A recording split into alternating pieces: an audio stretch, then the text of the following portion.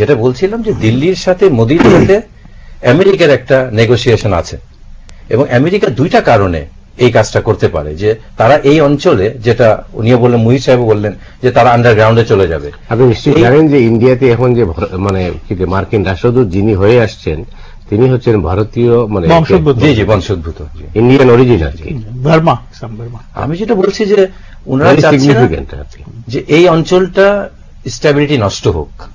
এখানে ধরেন সাইদে যখন রায় হলো 200-র মতো লোক, চীন, জাপান, ইন্ডিয়া, আমেরিকা, আমরা মাঝখানে আছি তো।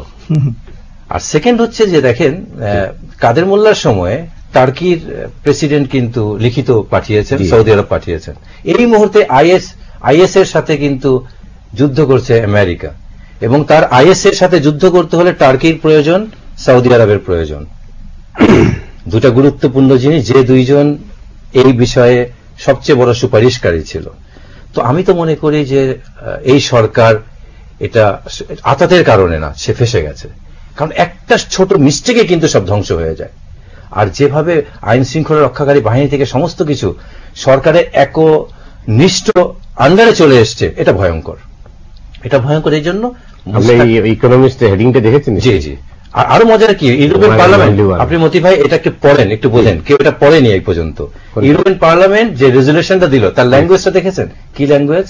একটা বড় মাপের, আমরা তো লয়ার, এই জিনিসগুলা বের করি, খুঁজে দেখলাম তারা কি বলেছে। র্যাবের কথা বলেনি কিন্তু, বাংলাদেশ আর্মি ও অন্যান্য নিরাপত্তা বাহিনীর সমন্বয়ে গঠিত র্যাবকে যাতে দায় মুক্তি না দেওয়া হয়।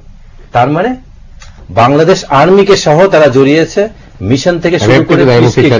না না, র্যাবকে বলেনি তো, বলেছে বাংলাদেশ আর্মি এবং অন্যান্য নিরাপত্তা বাহিনী। তার মানে মিশন থেকে সমস্ত কিছু কিন্তু আর্মির জন্য সমস্যা হয়ে যাচ্ছে। তো এই জিনিসটা যেদিকে যাচ্ছে, কালকে দেখেন স্টেটমেন্ট, এই প্রথম জামাতের হামিদুর রহমান আজাদের একটা স্টেটমেন্ট কালকে দেখলাম।